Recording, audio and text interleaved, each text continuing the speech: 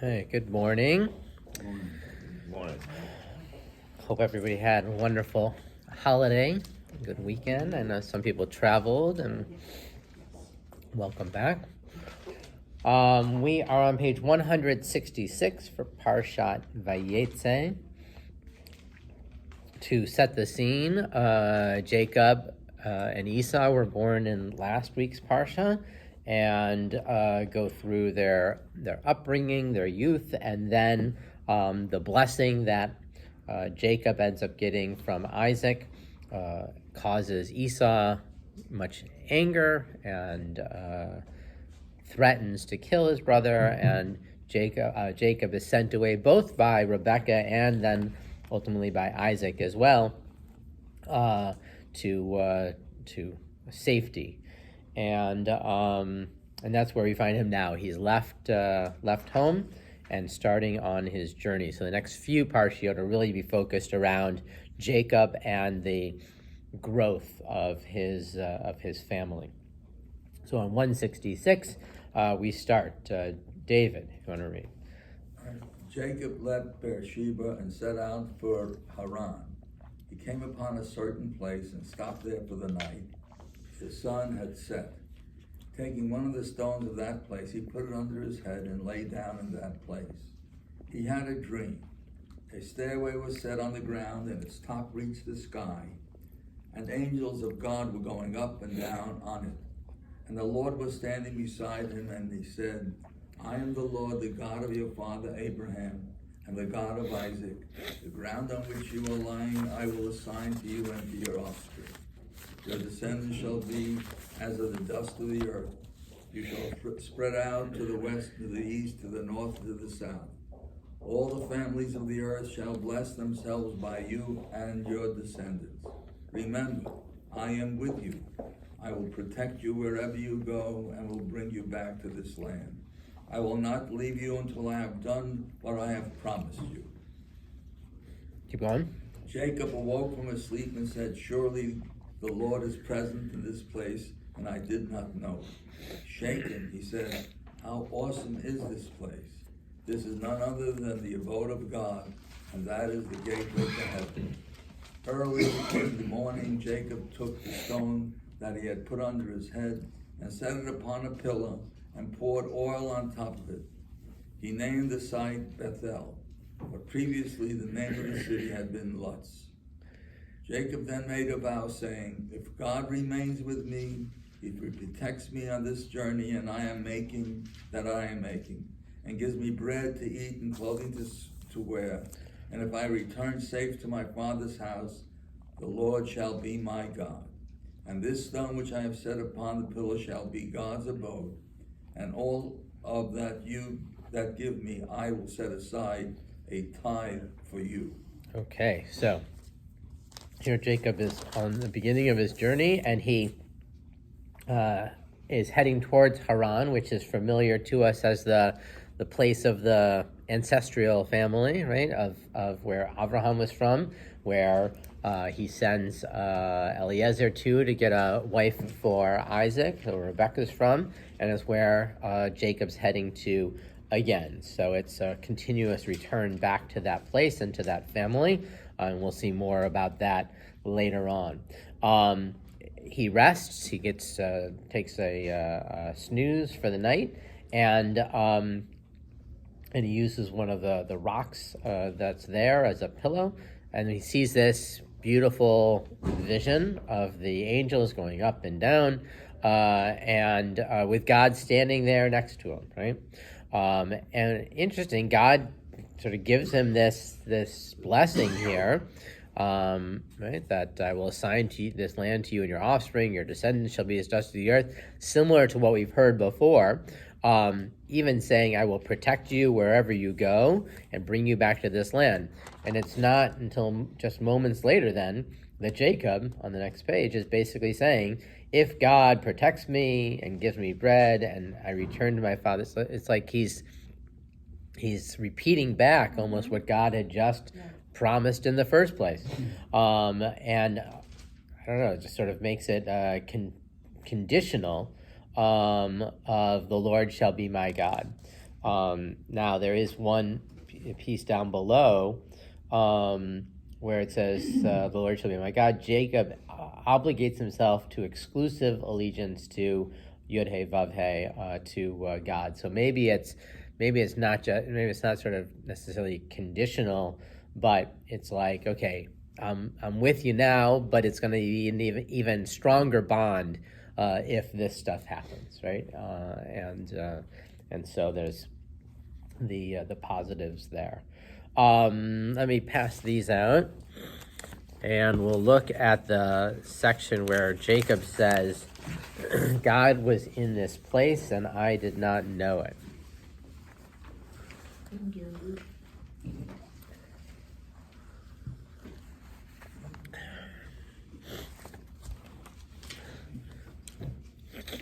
So Edith, you want to share the first couple texts there? First from Rashi. Yeah. And I did not know. If I had known, I would not have slept in such a holy place as this. Right? So it's Rashi's looking at it sort of on a very simple level. If I had known that God was here, if I had known this was the holy space, I wouldn't have slept, right? I wouldn't have done that. And there's some other midrashim that talk about how he had never slept before, right? And that when he woke up, one of the things he realized was God is in that place, meaning in sleep as well, right? Not just in awake, but that God's with us all the time as well. So that's another way of reading it. But here Rashi is saying that this is a particular holy place, and it's not appropriate, Jacob's saying, for sort of mundane things. Sforno takes a little bit differently. Go ahead. If I had realized the special distinction of this type, I would have prepared myself mentally for receiving this divine impact. Okay, so here maybe he would have still slept. Maybe he would have laid down for the night, but he would have prepared himself in a different way to be able to experience and to interact with the divine. And I think something else about that.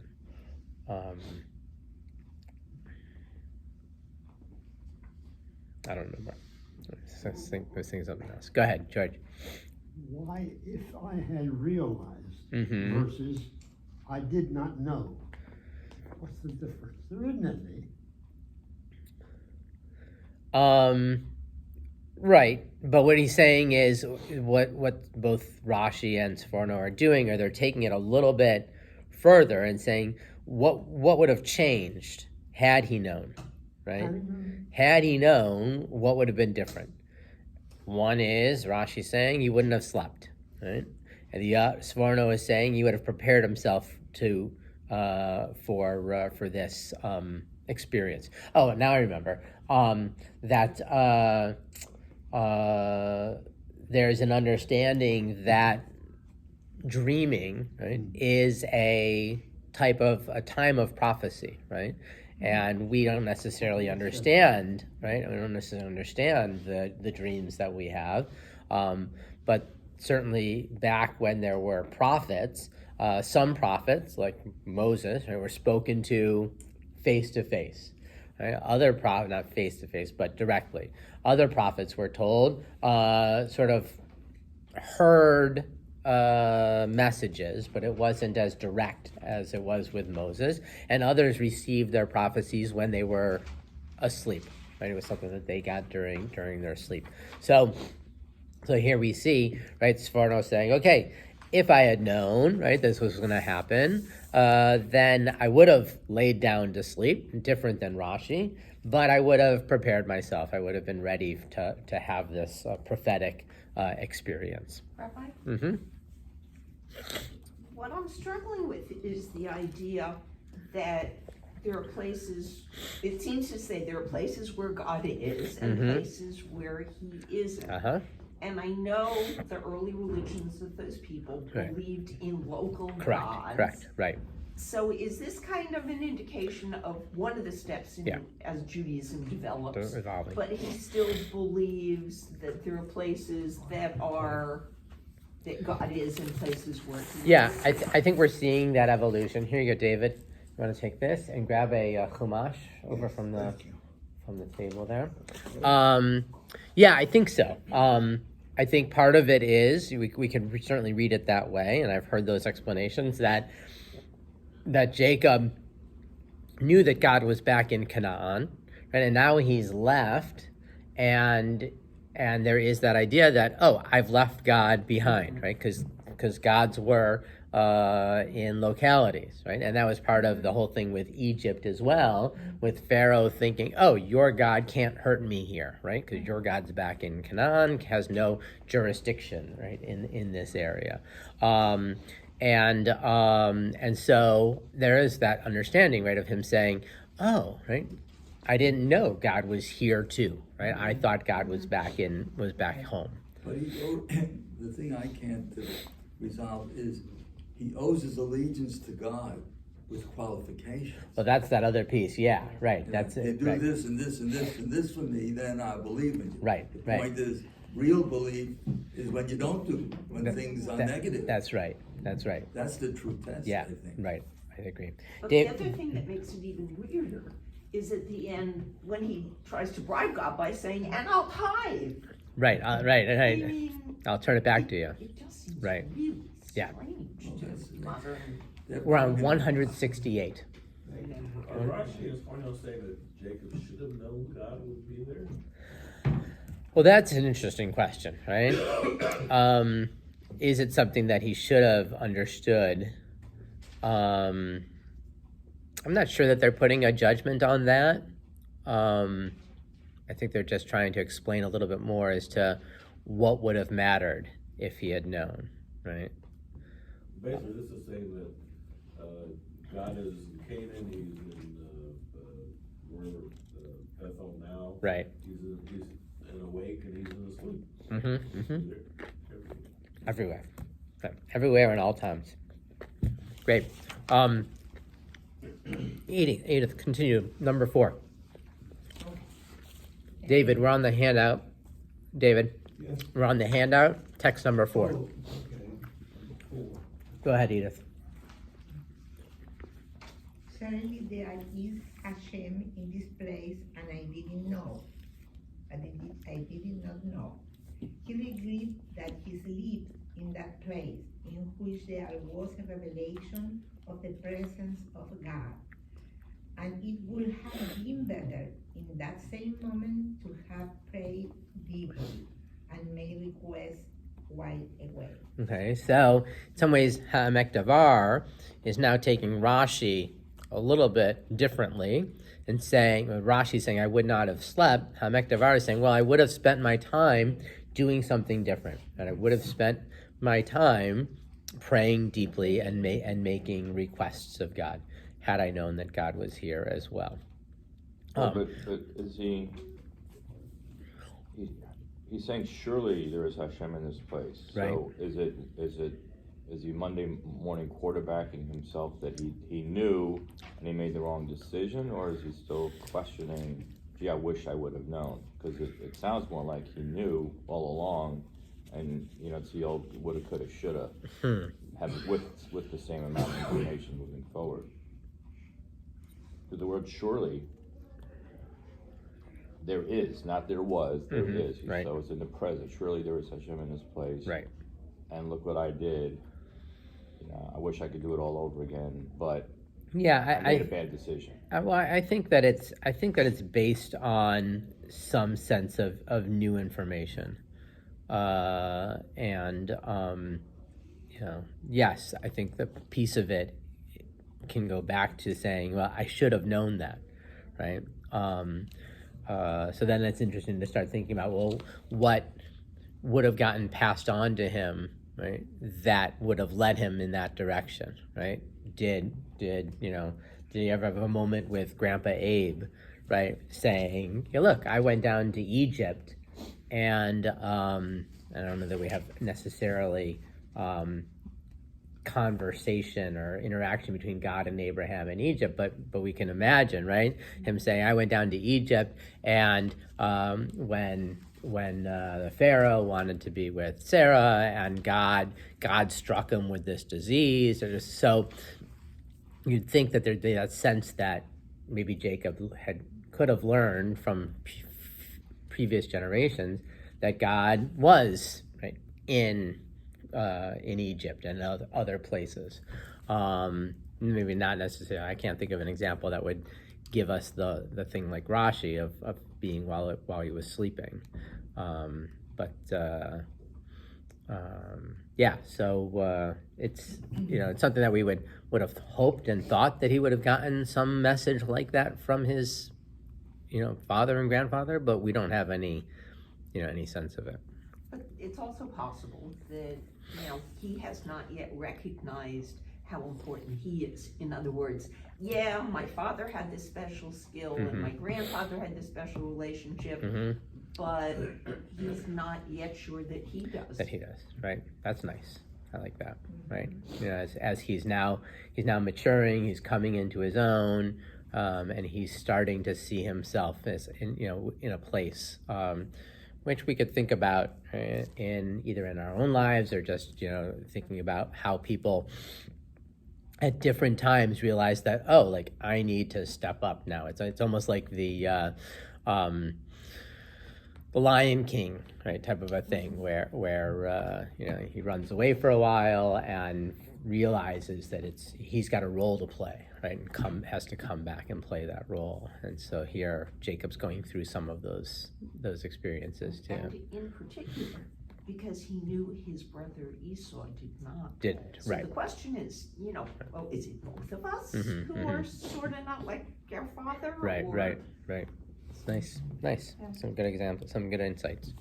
And let's see what Shadal says as well. Go ahead. Edith, finish that up. Okay.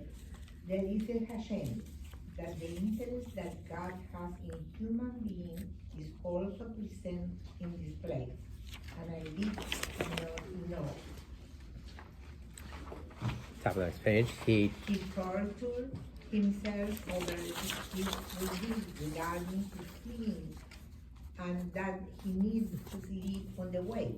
And he did not trust God, and that maybe under his stress he will have cursed this place. Right. So you sort of bringing a lot of different things together, but part of it that yes, God is here as well, but not just here, but God has some sort of interest in human beings, right? God's connected to us still, and that the I did not know it is that here he could have been as he's going on his journey just being really regretting things, and this is a horrible situation I'm in, and why does this have to happen to me, and curse this and curse this place, and get wrapped up in that. And here he's got this revelation to open his eyes to the fact that I don't know, that he's in some ways on a holy journey, right? That he's not just fleeing and trying to save his life, but there's some good and some goal that's going to come out of this as well. And he's just at the beginning of that. He's just starting that journey. He has no idea, as we do, what's going to end up, what he's going to come back with later on, when he comes back to see Esau, and he's got all this wealth and riches and that kind of stuff. So I think that we could see where he could have really been very negative. And this dream then is in some ways a reassurance to him that he's on the right path, right? That God's coming with me as well, even though I'm going on some journey that I just don't really value at this point. Go ahead. As a human being, we take our journey in life as we cross the many roads in our life. One day we find that purpose, and that purpose leads us to a reason for us being alive. Sure. And then we look up to God and we say to God, thank you for guiding me through this path. For now I know why I'm here. Mm-hmm. And this would give praise to God, and Right. we say to God that I am grateful, whatever my age is, that I found this truth. And through your guidance and through my understanding of your word, I am blessed. Right. So this, what I'm listening to is an example of God says to us, in time you will come to me, Mm-hmm. but I'm with you. Right. And each day. Right, of right. that I think that's what, a big piece of what Shadal is saying, right? Is that he's realizing that even though he didn't feel it at the time, right, God's presence in that dream is a awakening for him to say, oh, God really is with me, even though I didn't realize You it. might say Right. that it's a revelation and Right. insight Right. into his purpose. Mm-hmm. Yes. Good. Thank you. David, you want to continue on page 160? I'd rather not. Not read? Okay. Yes. Randy, page 169, back in the Chumash, chapter 29. Jacob resumed his journey and came to the land of the Easterners. There before his eyes was a well in the open. 3 flocks of sheep were lying there beside it, for the flocks were watered from that well. The stone on the mouth of the well was large. When all the flocks were gathered there, the stone would be rolled from the mouth of the well, and the sheep watered. Then the stone would be put back in its place on the mouth of the well. Jacob said to them, my friends, where are you from? And they said, we are from Haran. He said to them, do you know Laban, the son of Nahor? And they said, yes, we do. He continued, is he well? They answered, yes, he is. And there is his daughter Rachel, coming with the flock. He said, it is still broad daylight, too early to round up the animals, water the flock, and take them to pasture. But they said, we cannot until all the flocks are rounded up. Then the stone is rolled off the mouth of the well, and we water the sheep. While he was still speaking with them, Rachel came from her father's flock, for she was a shepherdess. And when Jacob saw Rachel, the daughter of his uncle Laban, and the flock of his uncle Laban, Jacob went up and rolled the stone off the mouth of the well, and watered the flock of his uncle Laban. Then Jacob kissed Rachel and broke into tears. Jacob told Rachel that he was her father's kinsman, that he was Rebekah's son, and she ran and told her father. On hearing the news of his sister's son Jacob, Laban ran to greet him. He embraced him and kissed him and took him into his house. He told Laban all that had happened, and Laban said to him, you are truly my bone and flesh. Okay, so let's pause there for a moment and see. So this is Jacob first meeting Rachel, seeing the flocks there. Excuse me, they at the well. This whole interesting interplay about it's too early, and it seems like he sort of disregards that. He goes ahead and takes the stone off the well anyway, and I don't really know what the importance of that is. What's that? He's making points with this new girl. Well, certainly, right? And he's so excited, right? He can't wait, right? He's got to go ahead and help her out right at the beginning. The Jacob kissed Rachel and broke into tears is a very forward expression there. Down below it says, because Jacob already knows her to be his cousin, his kiss even before he discloses his identity is a natural and innocent act. Kissing is mentioned twice in Song of Songs, but this is the only instance of biblical narrative of a man kissing a woman who is neither his mother nor his wife. So it's interesting. He knows the relationship. Almost pornographic. But it, yeah, almost. But what we don't necessarily know is it just is it just a greeting, right, of how you would greet a family member, or is there something, right, sexual behind it? And we don't really have that here. It's not until a little bit later that in the next section that we read that we really see the attraction between Jacob and Rachel. So it could just be an innocent, greeting of a cousin, and so forth. Good. And that's setting things up. Okay, Randy, you want to continue? 171. Do you think that the fact that it's interesting, they say these are the only 2 times that the kissing is mentioned. Right. But the fact that the second kiss is mentioned, I mean, it almost sounds like they're saying, okay, everybody calm down. This is not pornography, but everyone's just saying hello because, Yeah, although it's I'd without knowing what happens next. I'd have to go and look at, but the Song of Songs is a text that allegorically is seen as a love poem between God and the people, right? And so it is in some ways a love relationship that's being Real expressed sex. there. What's that? It's real sexy. Real sexy, yeah. So, you could see it just as a love poem between 2 people or between people and God, but it's either way, that's what's being implied there. So making that connection, I think if those are the only 3, right? There might be some other examples, but if those are the only 3 in the whole Bible, then it would seem like it's really about a close, intimate relationship. Okay, go ahead, Randy. 171. Before to say this, the note, I guess, mentions that Jacob probably did not tell Laban the whole story.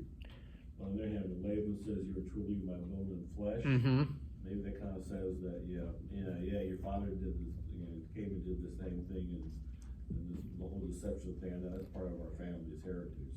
So Interesting. you definitely heard one of this. You're one of us. Wait, your father deception. Well, Laban, deceives Jacob along the way, and Jacob has deceived. Yeah. So it seems to be kind of a pattern. Like, Oh, I see. Our family does this kind of stuff. Right. No, there's certainly that relationship, but what happens with Laban deceiving Jacob isn't until later. Right. Well, it's kind of line of the story that maybe this is the way their family operated. Right. A little bit of that. Yep. When he had stayed with him a month's time, Laban said to Jacob, "Just because you are a kinsman, should you serve me for nothing? Tell me, what shall your wages be?" Now, Laban had 2 daughters. The name of the older one was Leah. The name of the younger was Rachel. Leah had weak eyes. Rachel was shapely and beautiful. Jacob loved Rachel, so he answered, "I will serve you 7 years for your younger daughter Rachel." Laban said, "Better that I give her to you than I should give her to an outsider. Stay with me." So Jacob served 7 years for Rachel, and they seemed to him but a few days because of his love for her. "Lord has seen my affliction." Nope, I think you missed a page.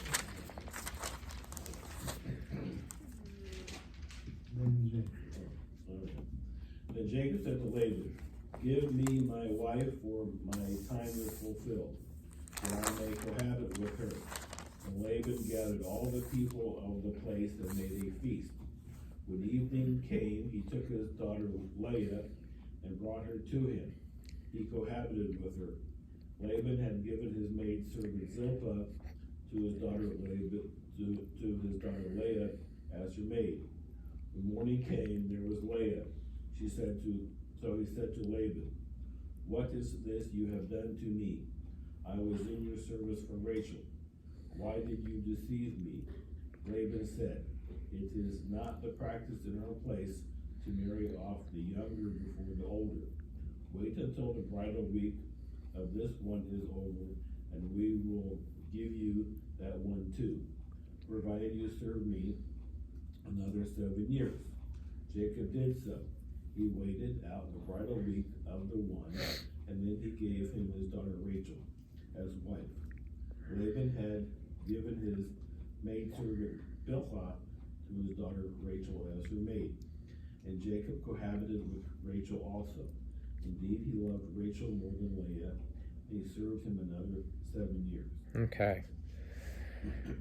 So is a story familiar to most of us, right? Where Jacob is in love with Rachel, and here we have really the first instance of this idea of love in the Torah. Certainly, when Rebecca comes to Isaac, it tells us that Isaac was comforted in her presence, right? Comforted especially over the loss of his mother Rachel. Sarah. But here we have this, the idea of love coming through, and we also saw with Isaac the issue of his eyes being dim, his eyes being weak, and the rabbis talked about why that was, and we looked at some commentaries a couple of weeks ago, and one of them was that he had been crying so much, right? Or that there were tears involved in. And some people say the same thing about Leah, that the weak eyes is because, and I may have mentioned this when we did it before, that Leah knew of this other family, knew of Jacob and Esau, and knew that they were sort of destined to get married, but she then thought what that meant was that she was going to marry Esau. And she cried and cried, like, what a horrible fate, because she's the oldest and he's the oldest, so it makes sense that they got married, and then Rachel and Jacob, and that all of her crying sort of caused her to be have this, as it's described, weak eyes, but less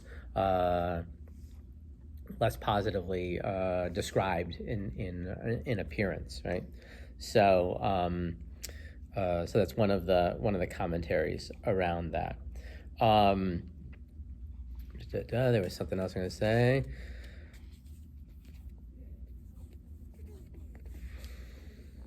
Don't remember. It's okay. Where Jacob says, "Okay, now's the time. Bring her to me that I may cohabit with her." Right? That there were in those times 3 different ways, and into rabbinic times 3 different ways that marriage would be conducted. One was through sexual relations. One was through a document, right? Some sort of an agreement, and the third was through the giving of something of value, right? And we sort of bring all 3 of those together in the wedding ceremonies now, where we have the ketubah as the document, we have the ring as something of monetary value, and after the ceremony, when the couple goes into yichud, into seclusion together, there's that implied aspect of cohabiting, right, of sexual relations.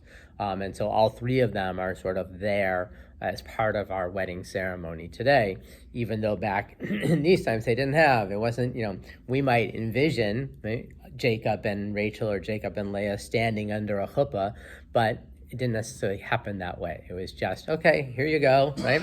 Off you go, and if you two have sex, then you're married, right?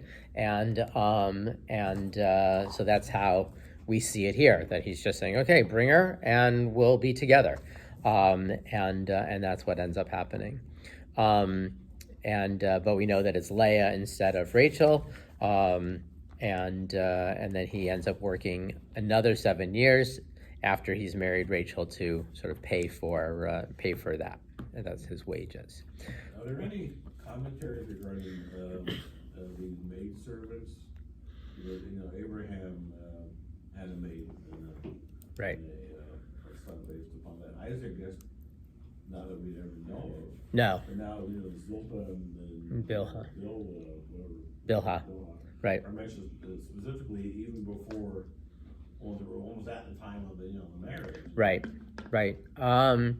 Yeah. I mean, I'm sure there's some stuff I don't know specifically. I mean, I know that there's viewpoints as to sort of the groupings of the sons, and we're going to see the births of them in just a minute. But the groupings of the sons and which ones were born to which person, and how that plays into some of the stories that come along. But I don't know too much about sort of the custom or the practice of having the maidservants and having children with them. Other than they were just, an extension of, it seems, of the wife. I know that there's some people who, like, we add into the Amidah, Sarah, Rebecca, Rachel, and Leah, right? And there are some who add Bilhah and Zilpah to that list as well, right? Seeing as them as, also the mothers, right? And that's the reality, but it's not the traditional view of it. Right? Some people flip Leah and Rachel. Yes, right. Leah first, Rachel. That's a whole nother question. Leah Rachel. Yep. Okay, now we have the birth of the children. Jessica, verse 31. The Lord saw that Leah was unloved, and he opened her womb, but Rachel was barren. Leah conceived and bore a son, and named him Reuben, for she declared, "It means the Lord has seen my affliction. It also means now my husband will love me." She conceived again and bore a son, and declared, "This is because the Lord heard that I was unloved, and has given me this one also." So she named him Simeon. Again she conceived and bore a son, and declared, "This time my husband will become attached to me, for I have borne him 3 sons." Therefore he was named Levi. She conceived again and bore a son, and declared, "This time I will praise the Lord." Therefore she named him Judah. And she stopped bearing. Okay, so here we have this explanation of the different sons and their names. What do you notice about the first 3? Simeon is named because the Lord heard, right, from the word Shema, right, heard that I was unloved and gave me this. Actually, no, sorry, that's the second one. Reuven, right, is the Lord has seen my affliction, right, ra'ah, seeing, and that my husband will love me. The second one is also about being unloved. The third, Levi, is my husband will become attached to me. So they're all, right, about this, where she sees her position, right, how she sees herself in relationship to Leah, into Rachel, and in Jacob's eyes, and she's trying to win over his affection through having these children. But then with the fourth one, with Judah, right, she says, "This time I will praise the Lord," right? Presumably it's successful, and maybe she feels loved. Great, so it could be, right, maybe after the third, or maybe not until the fourth, but somewhere in there, that she has achieved that, right? Or she is no longer looking for that, right? Maybe she's come to realization that that's not going to happen. Let's see the comments down below. Okay, number 35 under the line. This time I will praise the Lord. The names of Leah's first 3 sons reflect her frustrating rivalry with her sister for the love of the husband they share. The reasons given for her choice of names for the first 3 say nothing about her hopes for them, but focus solely on how the births will affect her marriage. Now, with a 4th son, her mood changes from rivalry to gratitude. So she names him Yehuda, from a Hebrew word meaning to praise. In the future, the descendants of Jacob will also be known as Judeans or Jews. Yochanan stated, from the beginning of time, no one ever thanked God as Leah did, and that's from the Talmud.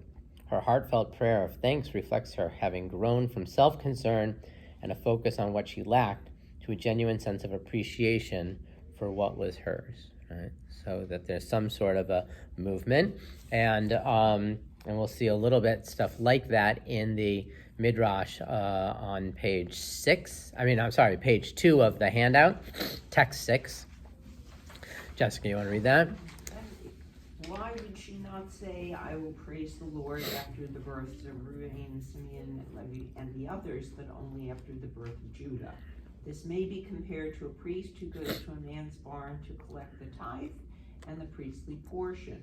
When the owner of the barn hands the priest the priestly portion, he does not thank him, and when he gives them the tithe, he still does not thank him, but after he gives the priest what is due to him, he adds a measure of unconsecrated food. The priest does thank him and recites the prayer in his behalf. A bystander asked the priest, why is it that when he gave you the tithe and the priestly portion, you did not thank him, but when he added only a single measure of unconsecrated food, you thanked him? The priest replied, the tithe and the priestly offering belonged to me, and I merely accepted that which belonged to me. But the measure of unconsecrated food he added belonged to him, and so I thanked him for it. Similarly, Leah said, 12 tribes are to descend from Jacob, and since he has 4 wives, each of us is entitled to bear 3 sons. I have already given birth to 3 sons in my rightful share, but now a 4th son has been granted to me. Surely it is fitting that I praise the Lord this time.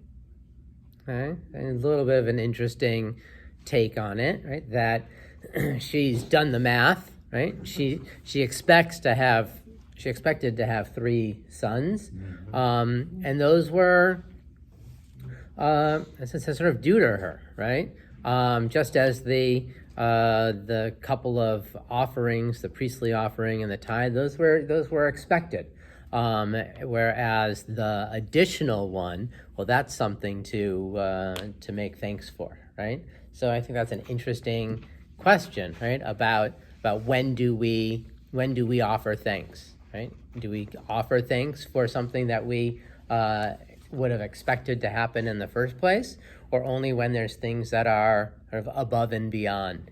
I remember it being in physics class in high school, and this one student came in and she's like, here, I've got my homework. Aren't you happy? Aren't you proud of me? Da, da, da.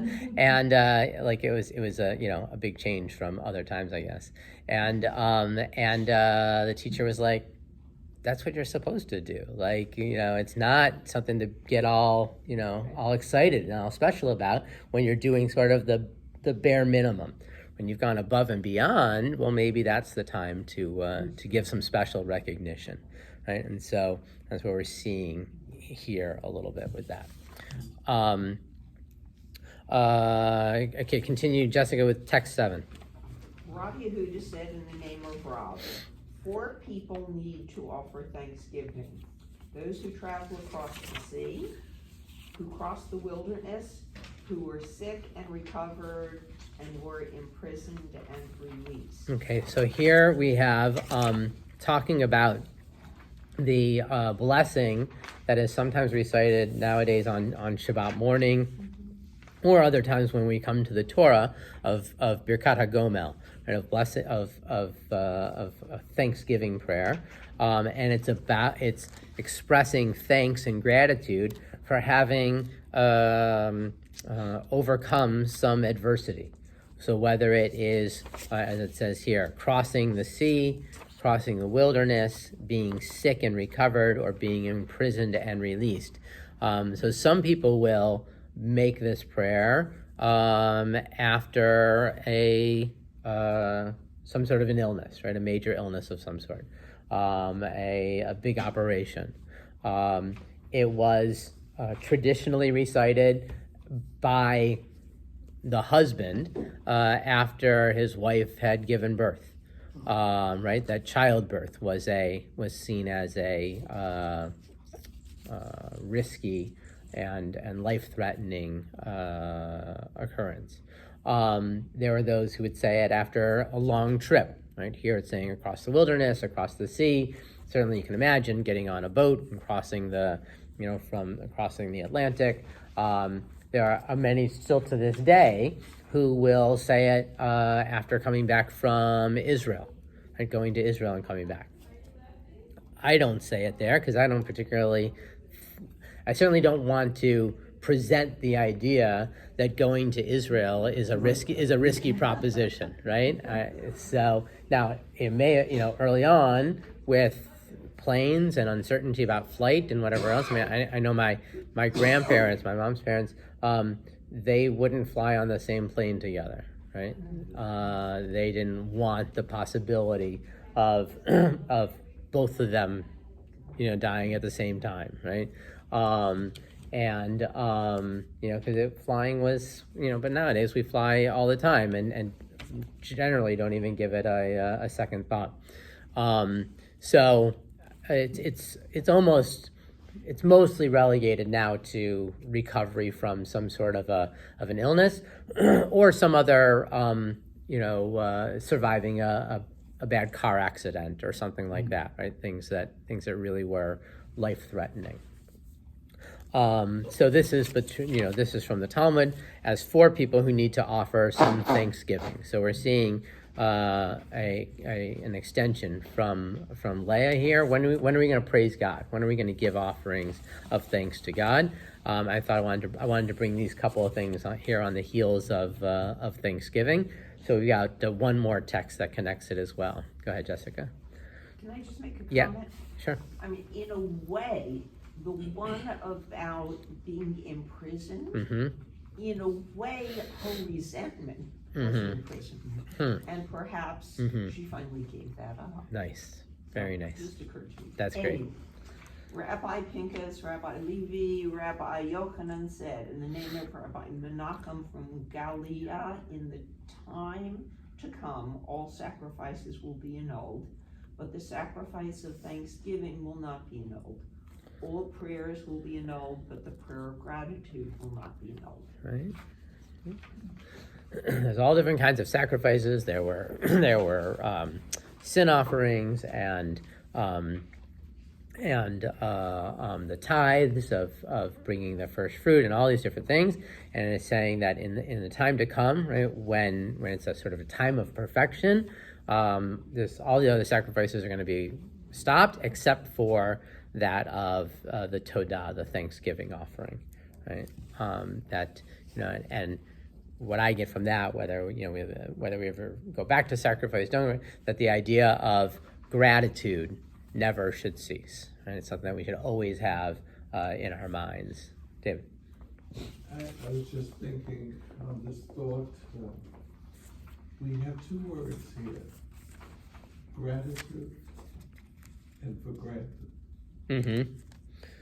We get up in the morning and we take it for granted that we're well. We take it for granted that the sun will shine on our face. Mm-hmm. But at the end of the day, we have the gratitude. And we say to the Lord, you give me this day. You give me my health. I pray to you and say to you, thankful. Right. So we're seeing the two different meanings. Right. For the gratitude is for excuse me, my ear is not working right. Okay. We have the gratitude for things that we might take for granted. Yes. Basically. Gratitude we mistake for Right. granted. Right. So what we say to God, if something happens as a blessing, we don't take that for granted. Right. If we recover an illness, Yeah. that we can't take for granted. Right. Right. If we have more food in our house, we cannot take it for granted. For others who have less food in their house. Mm-hmm. So we are gratitude that we have more, but we share that food with our neighbor. Right. Because we know they're less fortunate. And that is showing God. Also. We give him gratitude. Right. Also. Yep. It's another way to express it. Great. George, in the Chumash, page 174, chapter 30. When Rachel saw that she had borne Jacob no children, she became envious of her sister. And Rachel said to Jacob, give me children, or I shall die. Jacob was incensed at Rachel and said, can I take the place of God, who has denied you fruit of the womb? She said, here is my maid Bilhah, consort with her. that she may bear on my knees, and that through her I too may have children.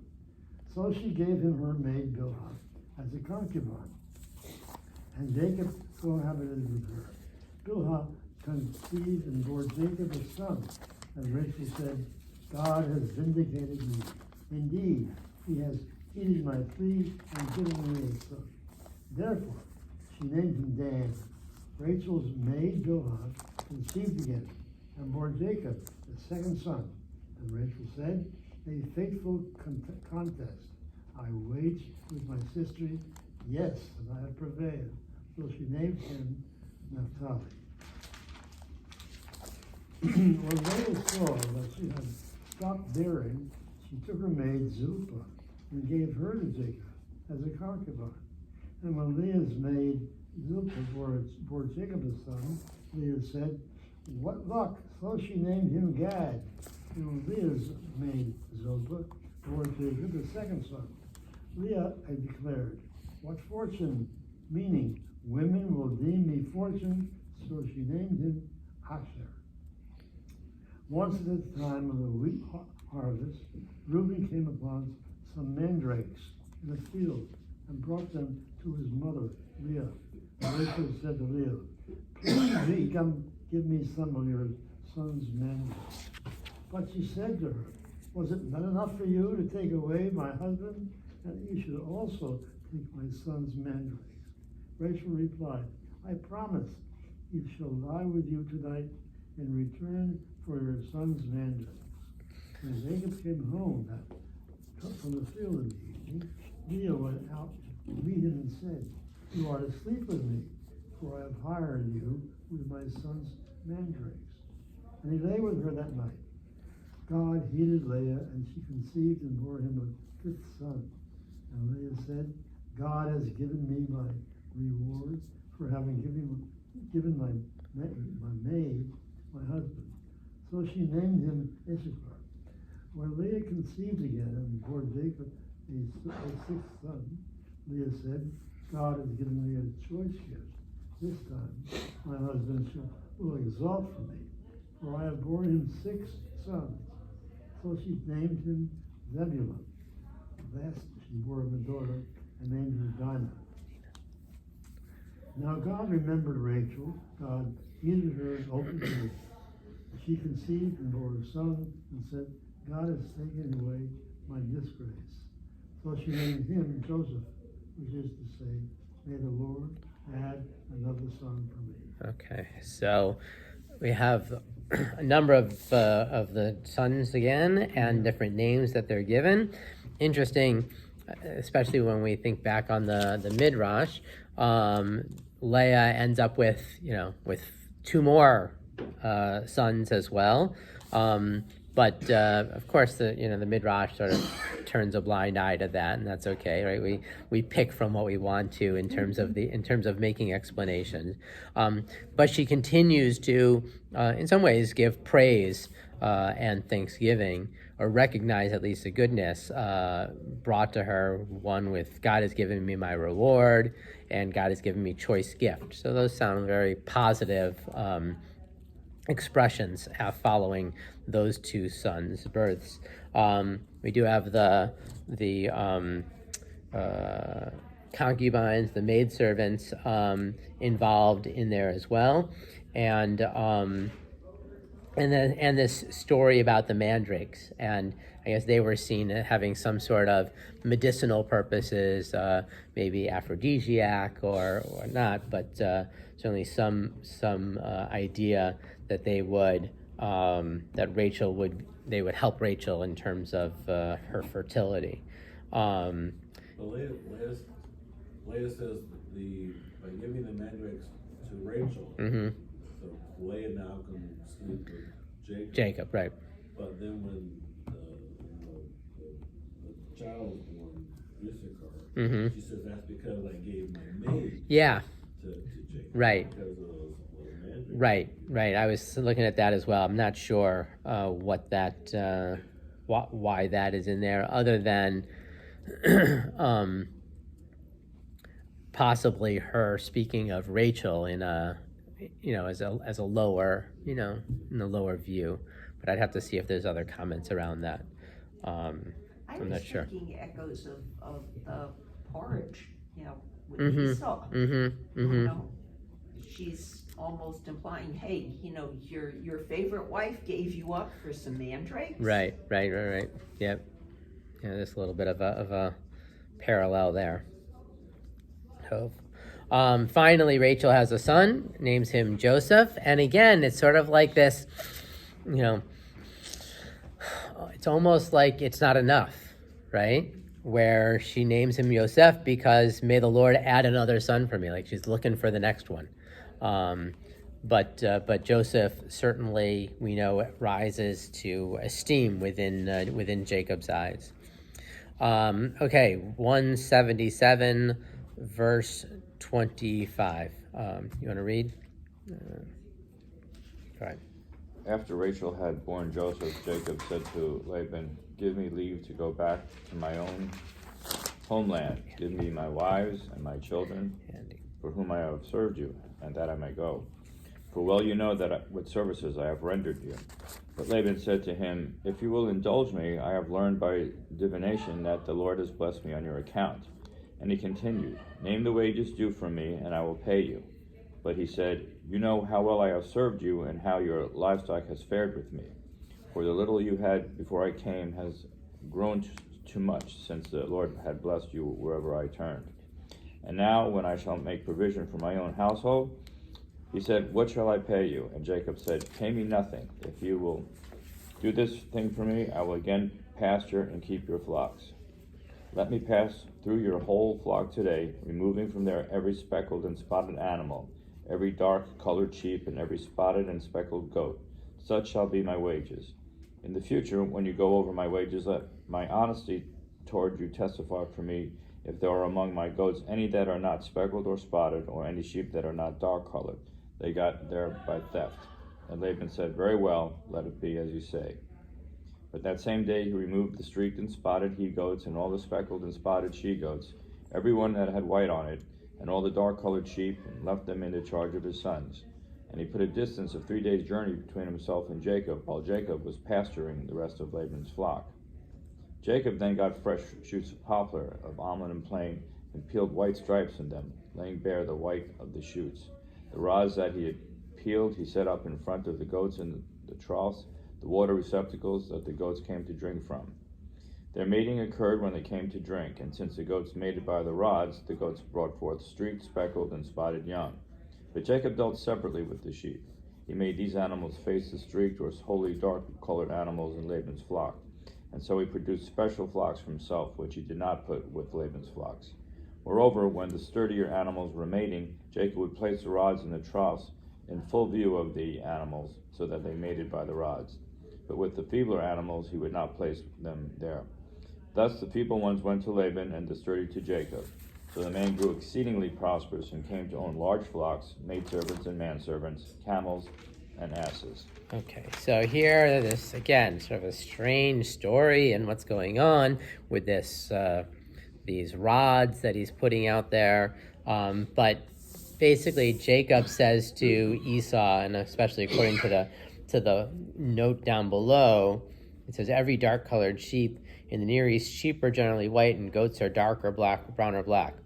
A minority of sheep may have dark patches and goats white markings. It's these uncommon types to be born in the future that Jacob demands as wages for his unpaid services. So in some ways he's saying to Laban, give me the minority, right? The unusual ones that are born in these next years or whatever, and that'll be my pay.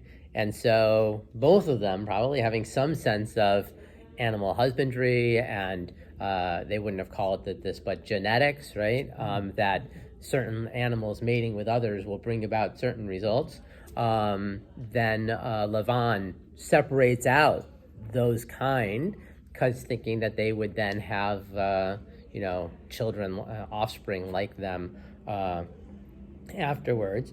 And Jacob then resorts to that by this whole hocus pocus thing of the poplar, which down below it says the rods that he peeled. The folklore of the time believed that the sheep seeing striped rods would bear striped young, right? It's certainly doesn't seem very scientific to us.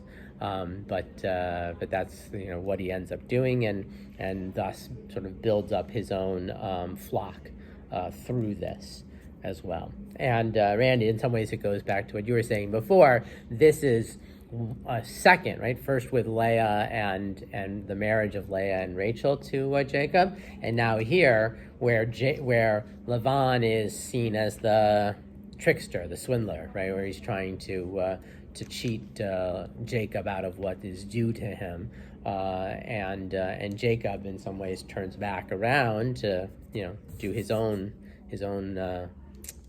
trickery, if you will. So we do see that, and I think that you're right in some ways, that view of you truly are one of us, right? Is in there. So great. And then the rest of the parsha goes on to the story of Jacob leaving Lavan, taking the flocks with him. Lavan accuses him of sneaking away, and also there's a piece of it where Rachel has taken some of the idols of Lavan's and takes them with her. This can again go back to that possibility of the evolution towards monotheism. Why would Rachel want these idols if they're truly monotheistic? And again, that idea of, well, can a God sort of move from one place to another? Do you have to bring the idols with you? All those different questions come up, and Lavan ends up coming to accuse Jacob of stealing these idols. But Rachel's got them, and she places them underneath her on the camel, says that she can't stand up because she is in her menstrual period, and so she didn't get searched, right? So she ends up taking them off, but it never ends up coming to much afterwards. There's never this, where they're used for anything that we have. So it's a sort of interesting little story, but I think possibly to, again, express sort of the transition towards monotheism. But then eventually they really do bid Lavan goodbye and prepare to head back to Canaan in the next week's reading. So that takes us to the end of Vayeitzei. So I thank you all very much. Thank you.